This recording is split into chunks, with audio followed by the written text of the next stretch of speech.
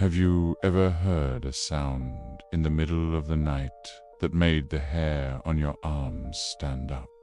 A sound so strange, so unnatural, you couldn't possibly explain it. For the residents of a small, quiet town, this wasn't just a one-night occurrence. It was the beginning of a mystery that would grip their community in fear. A mystery centered around an unknown creature that stalked the moonlit fields and darkened woods. This is the story of a town held captive by the unseen. Let's travel back to the summer of 1973, to the seemingly peaceful town of Murphysboro, Illinois. Life here was simple, predictable. People knew their neighbors. Doors were often left unlocked, and the biggest news was usually the high school football game. But that all changed one hot June evening. A young couple, enjoying a quiet moment by the big, muddy river, heard something that would shatter the town's tranquility forever. It wasn't a coyote, it wasn't a bear.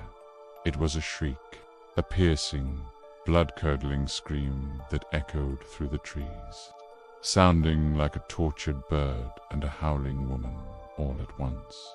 Terrified, they fled, their hearts pounding in their chests. They didn't see what made the noise, but they knew one thing for sure: they were not alone. Word of the strange encounter spread like wildfire. At first, many dismissed it as a prank or an overactive imagination, but the reports kept coming. A local farmer, checking on his livestock, saw a massive, hairy figure darting between the trees at the edge of his property. He described it as being over 7 feet tall, covered in matted, light-colored fur, and moving with an unsettling speed. Then, another couple reported a similar creature crossing the road in front of their car late one night. They slammed on the brakes, their headlights illuminating a hulking beast that stood on 2 legs before disappearing into the darkness. Panic began to set in. This was no longer a campfire story. It was real. The local police were inundated with calls.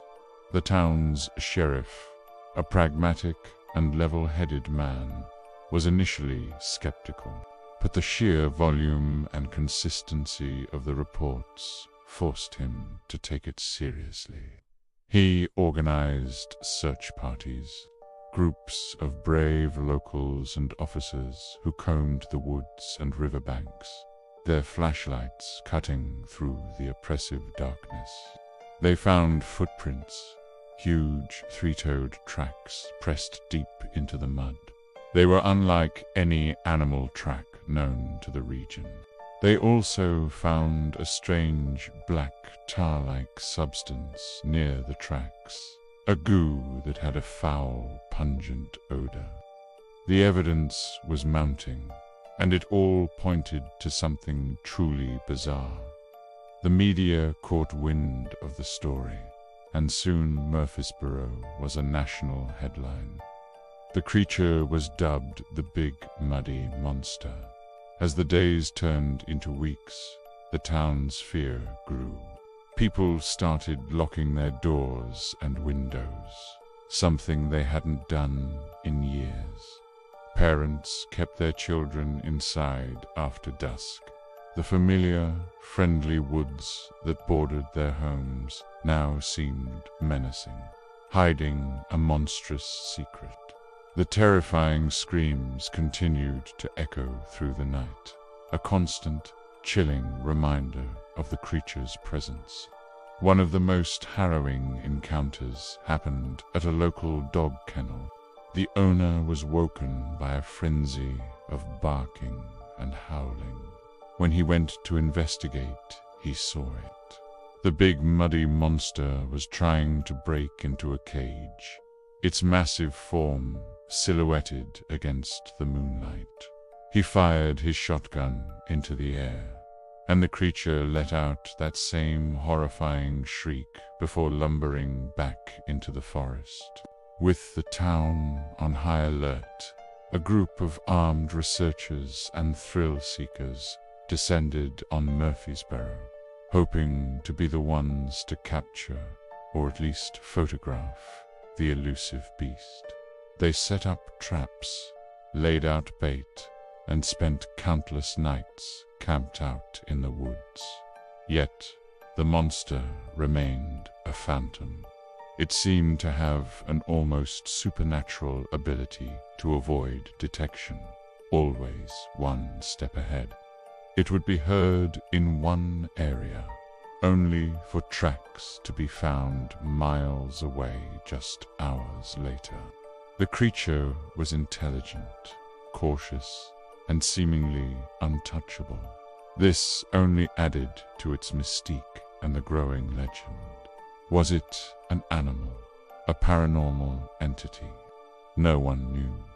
Then, during the town's 4th of July celebration, the creature made its boldest appearance.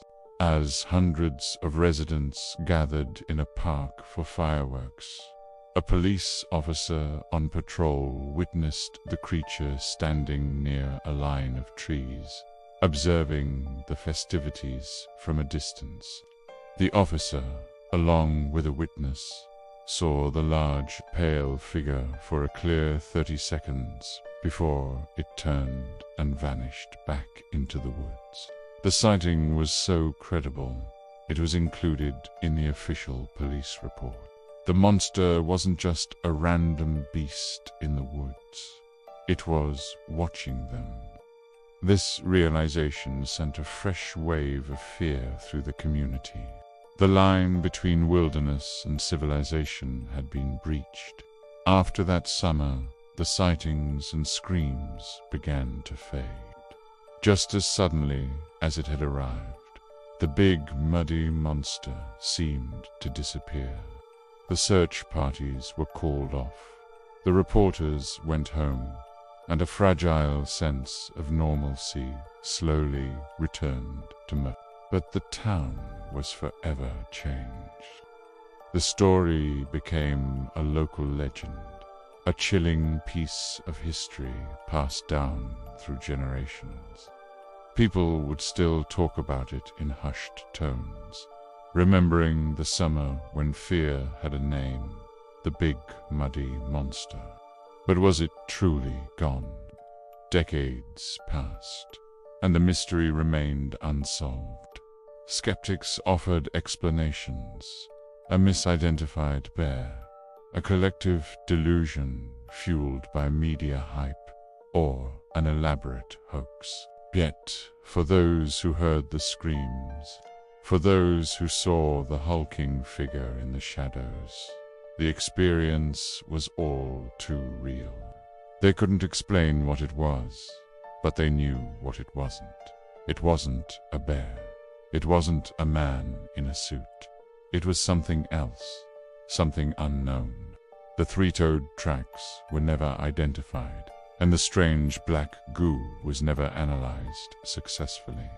The tangible evidence, as bizarre as it was, simply added to the enigma. The story of the big muddy monster serves as a powerful reminder that there are still corners of our world that hold deep mysteries. It shows how an entire community can be united in fear and fascination by a single, unexplainable event. Whether it was a creature of flesh and blood, a visitor from somewhere else, or a figment of a town's collective imagination, its impact was undeniable. It forced people to look over their shoulders, to question the sounds in the night, and to wonder what might be lurking just beyond the light of their porch lamps. The legend lives on, a chilling testament to the unknown creature that once frightened an entire town. Thank you so much for joining me on this journey into the mysterious case of the big muddy monster. What do you think it was? Let me know your theories in the comments below. If you enjoyed this story, please give this video a thumbs up and subscribe to the channel for more explorations into the unknown. We'll see you in the next one.